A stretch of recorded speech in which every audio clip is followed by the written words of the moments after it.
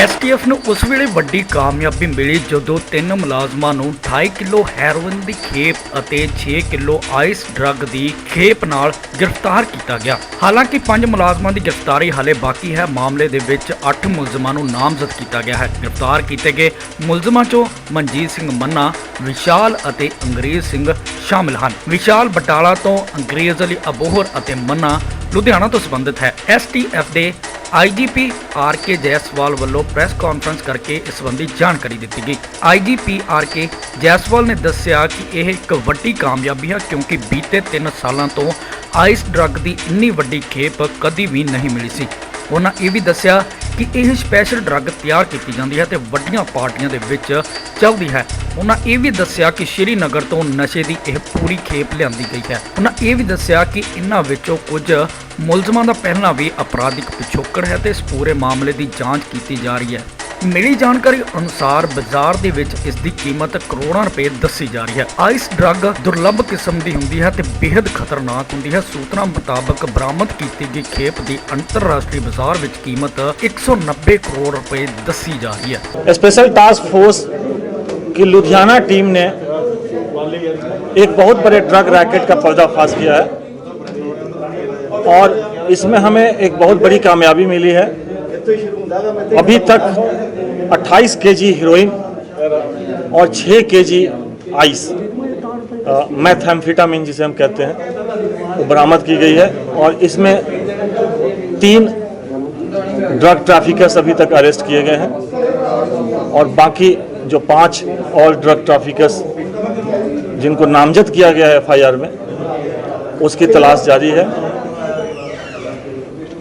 बाकी इसकी आगे की तफ्तीश में इनके जो लोकल नेटवर्क या और भी इनके जो बाहर के भी जो नेटवर्क हैं उसकी तफ्तीश की जाएगी। सर इस तरह की सर थोड़ा पहले बता दें रिकवरी कैसे हुई है, कैसे सामने आया?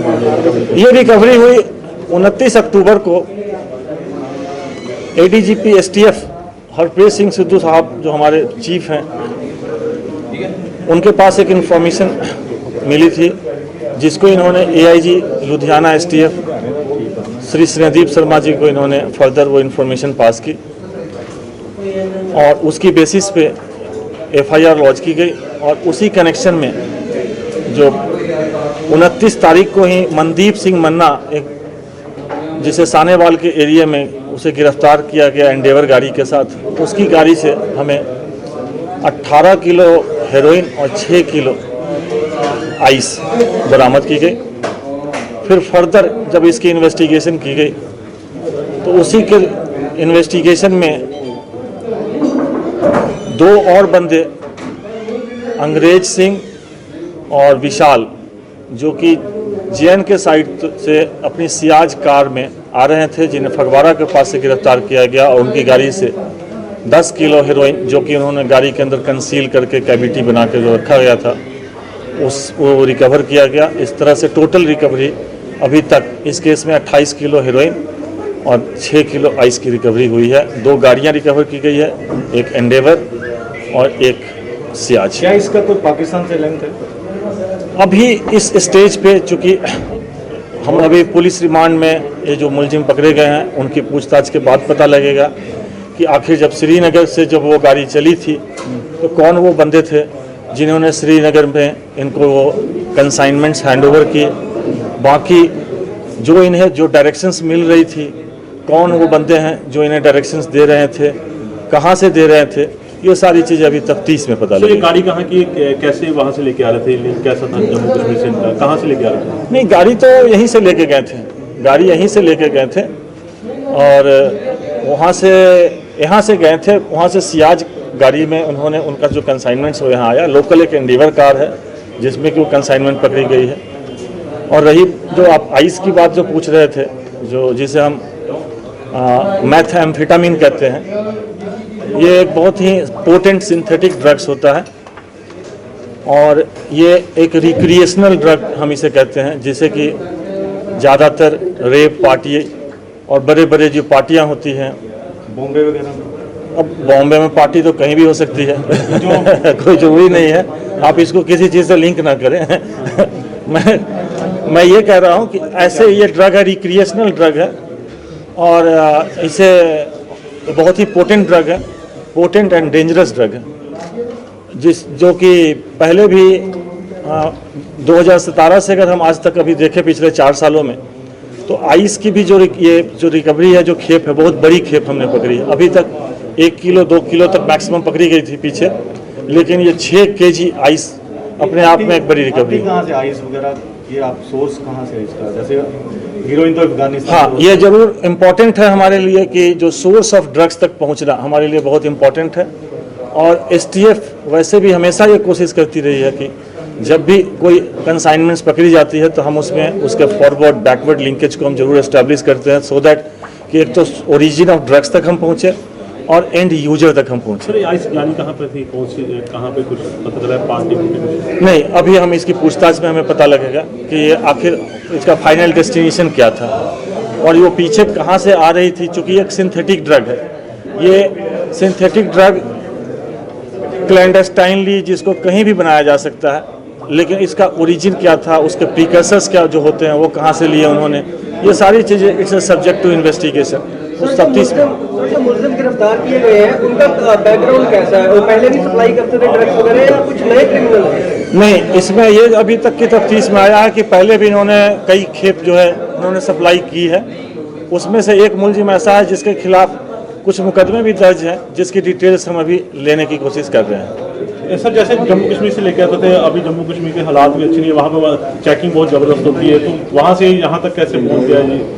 इसके बारे में मैं कोई कमेंट्स नहीं कर सकता हूं, क्योंकि चेकिंग तो होती है, लेकिन कई बार ऐसा होता है कि हर एक गाड़ियों की चेकिंग हो जाए। 100% तो चेकिंग में भी तो एक एलिमेंट ऑफ सरप्राइज होता है, रैंडम चेकिंग होती है। अब क्या है कि जब तक आपके पास जब कोई ऑपरेशन में अगर पिन पॉइंट इन्फॉर्मेशन होती है तब तो हम उस गाड़ी को पकड़ लेते हैं। दूसरी बात है कि वो जो गाड़ी में जो इसने जिस तरीके से कैविटी बना रखी है, तो नॉर्मल चेकिंग में शायद यह मुश्किल हो कि चेकिंग हुई भी हो, और उसमें नॉर्मल चेकिंग में हम डिक्की को चेक करते हैं या उसके बाहरी भाग को चेक करते हैं, लेकिन जो अंदर की कैविटी कई बार पता नहीं लगती है, तो उसमें से वो निकल गया।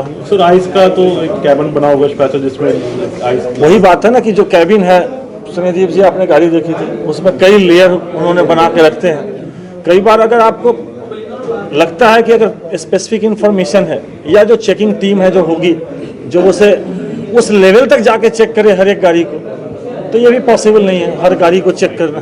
तो फंडिंग कैसे करते थे ये पूरी इसकी हीरोइन की इसकी आइस की फंडिंग कैसे होती थी इसकी? ये सारी चीज़ें अभी तो हमने उसे पकड़ा ही है। आप एक्चुअली सारे तफ्तीश जो है सो अब यहीं पे तो नहीं हो सकती। ऑस्ट्रेलिया का भी बीच में जिक्र आ रहा है जो आया है, हम हाँ जो अभी जिसका भी जिक्र आया है, हम उसे अभी वेरीफाई करने की कोशिश कर रहे हैं कि एक्चुअल में जो ये बता रहा है वो सही बता रहा है। क्योंकि मुलजिम की बातों को हम 100% सही नहीं मान सकते हैं जब तक कि हम उसे क्रॉस चेक ना कर ले, वेरीफाई ना कर ले। It is again subject to verification.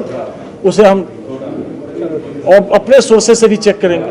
कई बार आपको मैंने बताया कि जो कुछ नंबर व्हाट्सएप नंबर ऐसे यूज करते हैं जिसमें वो नंबर शो होता है किसी और कंट्री का और पता लगता है कि वो लोकल चल रहा है। कई बार लोकल नंबर कहीं बाहर चल रहा है। तो ये सारी चीज़ अभी तफ्तीश में पता लगेगी। नहीं, अभी तो देखिए, अभी तो हमने उसे पकड़ा है, अभी पेश किया है, अभी रिमांड हमें मिलेगी। अब ये सारे जो एंगल्स हैं कि इनका क्या नेटवर्क है, इन्होंने कितनी प्रॉपर्टी बनाई है, पहले कहाँ सप्लाई की है, इनके नेटवर्क में और कौन कौन है, ये सारी चीज़ें। सर, पिछले 7 महीने से एसटीएफ की रिकवरी बहुत कम आ रही है। आइस अभी तक जो मैंने जो डेटा लिया है कि 2017 से लेके अभी तक जो आइस के ये जो केसेस हैं, जो मैं 1 मिनट आपको बता दूं कि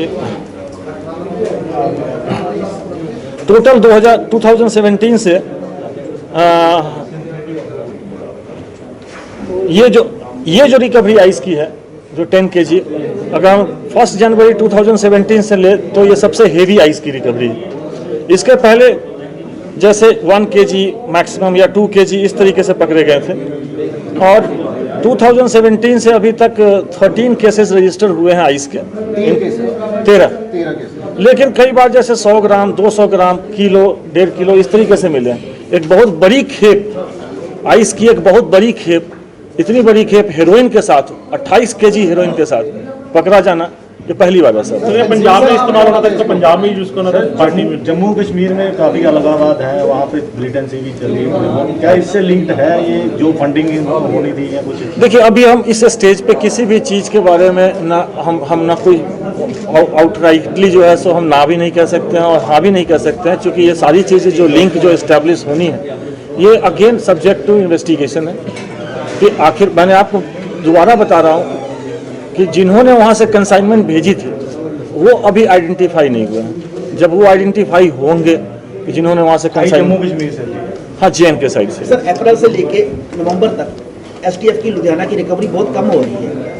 नहीं, पहले एक महीने में कम से कम 5-7 एफआईआर दर्ज होती थी, प्रेस कॉन्फ्रेंस का कोई है लेकिन अब क्यों कम हो रहा है? नहीं, ये तो मैं आपसे ये सहमत नहीं हूँ कि लुधियाना STF खास के, मैं आपको अभी बता दूँ कि हमारी जितनी भी STF की यूनिट है उसमें लुधियाना STF ने अकेले इन्होंने जितना अच्छा काम किया है वो it is all subject of records, हमारे पास वो सारी चीज़ें। ये जो रिकवरी हुई इसके लिए फिर थोड़ा कराया जाएगा उनको जो उन्होंने। हाँ, डेफिनेटली इस टीम में खास के हमारे जो AIG स्नेहदीप शर्मा हैं, इंस्पेक्टर हरबंस सिंह हैं और जो इनके जो टीम के मेंबर हैं, I am going to reward all of them.